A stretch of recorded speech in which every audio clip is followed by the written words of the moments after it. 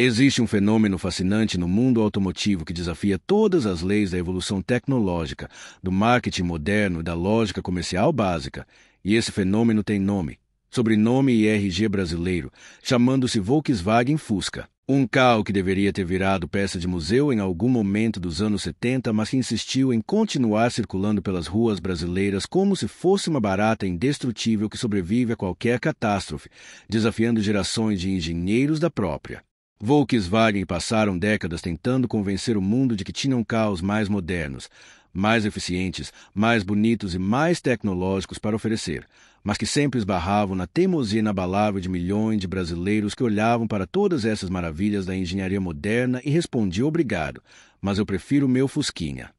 Como se estivessem escolhendo entre um smartphone de última geração e um telefone de disco antigo, só que optando pelo telefone de disco por quê? Esse nunca me deixou na mão e eu sei exatamente onde bater quando ele não funciona, criando uma relação de lealdade tão profunda entre homem e máquina que psicólogos poderiam estudar por décadas sem conseguir explicar completamente por que um carro com design dos anos 30, tecnologia dos anos 40 e conforto que faria um monge trapista reclamar conseguiu manter-se relevante até o século XXI,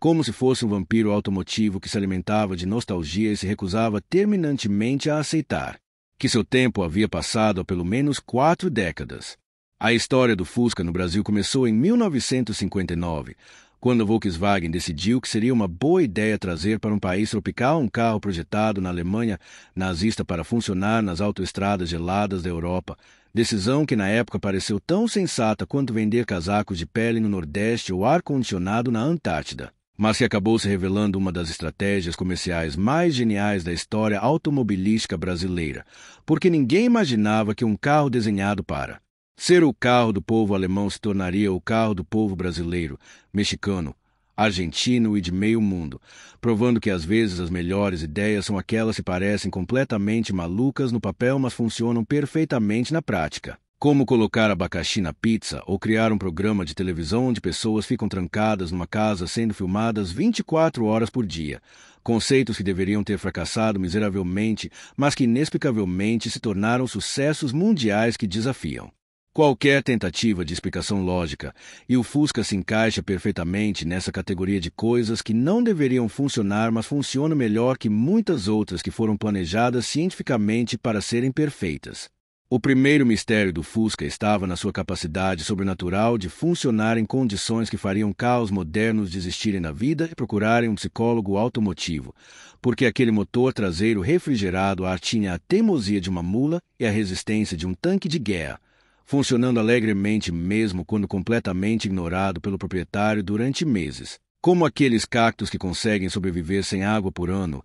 e ainda florescem de vez em quando só para provar que estão vivos, e isso criou uma geração de motoristas brasileiros que desenvolveram uma confiança cega na capacidade do Fusca de sempre funcionar, não importando quantos maus tratos recebesse, quantos quilômetros rodasse sem manutenção, ou quantas vezes fosse usado de forma completamente inadequada para transportar coisas que não deveriam caber num carro daquele tamanho, como mudanças completas de apartamento, famílias de 8 pessoas, ou cargas que fariam um caminhão pequeno suar frio, criando lendas urbanas sobre Fuscas que rodaram 500 mil de quilômetros sem nunca ter entrado numa oficina, histórias que podem até ser exageradas, mas se refletem uma verdade fundamental sobre a natureza indestrutível daquela máquina que parecia ter sido forjada pelos deuses da simplicidade mecânica. A estética do Fusca era outro enigma fascinante, porque aquele design arredondado que lembrava um besouro obeso deveria ter parecido ridiculamente antiquado já nos anos 60, mas inexplicavelmente conseguiu manter um charme atemporal que fazia pessoas de todas as idades sorrirem quando viam passando pela rua. Como se aquela forma simpática e inofensiva despertasse algum instinto materno primitivo que fazia todo mundo querer proteger e cuidar daquele carrinho que parecia um brinquedo que havia crescido e conseguido habilitação para dirigir, fenômeno que explica porque até hoje é impossível ver um Fusca sem automaticamente desenvolver um sorriso involuntário, mesmo que seja um modelo completamente destruído enferrujando num ferro velho. Porque há algo na personalidade visual daquele carro que transcende seu estado físico e toca numa parte emocional do cérebro humano que associa aquelas curvas suaves com memórias felizes, infância, simplicidade e tempos quando a vida parecia mais Faça os problemas menos complicados, criando uma conexão emocional tão forte que muitas pessoas desenvolviam verdadeiras paixões platônicas por Fuscas que nunca dirigiram, mas que admiravam de longe como se estivessem apaixonadas por uma celebridade inacessível. O fenômeno social do Fusca no Brasil criou uma cultura própria que incluía rituais, tradições, gírias específicas e uma solidariedade entre proprietários que lembrava muito sociedades secretas ou clubes exclusivos, onde qualquer pessoa que dirigisse um Fusca automaticamente se tornava membro de uma fraternidade não oficial que incluía a ajuda mútua em casos de pane, troca de informações sobre peças mecânicos especializados e aquela tradição sagrada de cumprimentar outros motoristas de Fusca, com uma piscada de farol ou um gesto amigável, como maçom se reconhecendo através de sinais secretos, porque dirigir um Fusca não era apenas uma forma de transporte, era uma declaração de personalidade que dizia ao mundo: eu sou uma pessoa que valoriza simplicidade, autenticidade e não ligo para as aparências.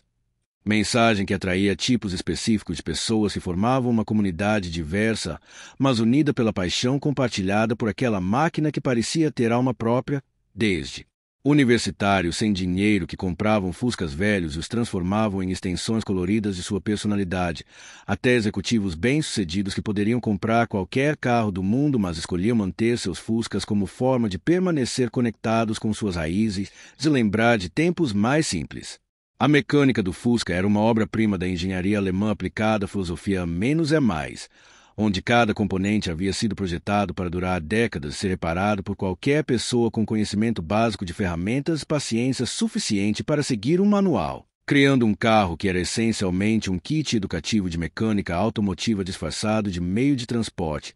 porque era impossível dirigir um Fusca por mais de alguns anos sem automaticamente se tornar especialista em motores boxer, sistemas de arrefecimento a ar, suspensão dependente e todos os outros aspectos técnicos que faziam aquela máquina funcionar, conhecimento que se espalhava organicamente através da comunidade de proprietários como uma tradição oral passada de geração em geração, criando mecânicos amadores que sabiam mais sobre Fuscas que muitos profissionais sabiam sobre carros modernos. Fenômeno que transformou oficinas especializadas em Fusca em centros sociais, onde pessoas se reuniam não apenas para consertar carros, mas para trocar histórias, fazer amizades e manter viva uma cultura automotiva que estava rapidamente desaparecendo do resto do mundo, como tribos preservando tradições ancestrais num mundo cada vez mais digitalizado e impessoal. O aspecto econômico do Fusca criou um ecossistema completo que incluía não apenas a fabricação do carro em si, mas toda uma indústria paralela de peças de reposição, acessórios, modificações, restaurações e serviços especializados que geravam empregos e movimentava quantias impressionantes de dinheiro. Porque a longevidade excepcional daqueles carros significava que existiam literalmente milhões de unidades circulando que eventualmente precisariam de manutenção, criando um mercado perpétuo que se autossustentava e crescia independentemente da produção de carros novos, como uma economia paralela baseada inteiramente na teimosia de carros antigos que se recusavam a morrer, e essa dinâmica econômica criou incentivos poderosos para manter a produção funcionando mesmo quando ela não fazia mais sentido do ponto de vista tecnológico, porque parar de fabricar Fusca significaria abandonar não apenas uma linha de produtos, mas toda uma cadeia econômica que dependia da existência daqueles carros, desde pequenos fabricantes de peças artesanais até grandes distribuidoras de componentes, passando por mecânicos especializados, restauradores profissionais e até mesmo empresas de turismo que organizavam passeios em Fuscas antigos para nostálgicos que queriam reviver memórias de juventude. A resistência do Fusca às tentativas da própria Volkswagen de substituí-lo por modelos mais modernos se tornou uma das histórias mais engraçadas da indústria automotiva mundial, porque os engenheiros alemães passaram décadas desenvolvendo sucessores tecnicamente superiores que ofereciam melhor economia de combustível, mais potência, maior conforto, sistema de segurança avançados e todos os outros benefícios que consumidores racionais deveriam valorizar, mas toda vez que lançavam esses produtos, revolucionários descobriam que os brasileiros continuavam preferindo comprar Fuscas, como crianças teimosas que recusam experimentar comida nova e insistem em comer sempre a mesma coisa, forçando a Volkswagen a manter duas linhas de produção paralelas, uma para satisfazer o que achavam que o mercado deveria querer e outra para produzir o que o mercado realmente queria. Situação kafkiana que deve ter causado muitas dores de cabeça em executivos alemães que não conseguiam entender por quê. Consumidores brasileiros insistiam em escolher tecnologia dos anos 40 quando tinham acesso a inovações dos anos 80, como se preferissem velas a lâmpadas elétricas ou cavalos a automóveis. Fenômeno que desafiava todas as teorias econômicas sobre o comportamento do consumidor e forçou a indústria a reconhecer que às vezes fatores emocionais são mais poderosos que considerações racionais. O Fusca também se beneficiou de um timing perfeito que colocou no lugar certo na hora certa para se tornar símbolo de várias gerações de brasileiros, porque chegou ao país justamente quando a classe média estava se formando e precisava de um carro que fosse acessível mas não parecesse carro de pobre, confiável mas não entediante, simples mas não primitivo, criando uma combinação de características que atendia perfeitamente às aspirações de mobilidade social de milhões de famílias que estavam vivendo seu primeiro contato com a prosperidade econômica, e esse timing fez com que o Fusca se tornasse intrinsecamente associado com memórias positivas de progresso, conquista, felicidade familiar, conexões emocionais tão fortes que resistiram a décadas de mudanças sociais e econômicas, porque para muitas pessoas o Fusca não era apenas um carro. Era um símbolo tangível de momentos felizes, realizações pessoais e a sensação de estar participando do crescimento do país, memórias que se tornaram ainda mais preciosas conforme o tempo passou e a vida ficou mais complicada, criando uma nostalgia poderosa que transformou aqueles carros antigos em máquinas do tempo capazes de transportar seus proprietários não apenas no espaço, mas também através de décadas de lembranças. A personalidade única do Fusca se manifestava de formas surpreendentes que iam muito além de suas características técnicas,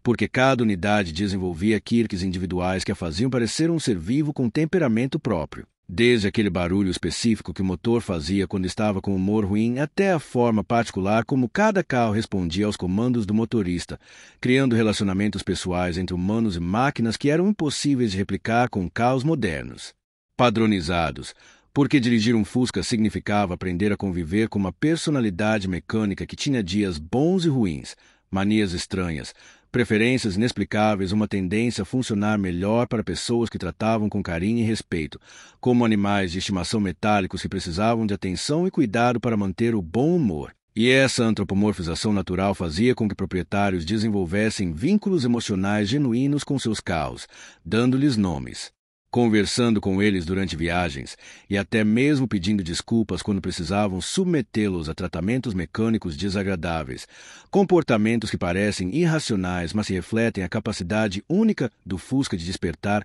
instintos de proteção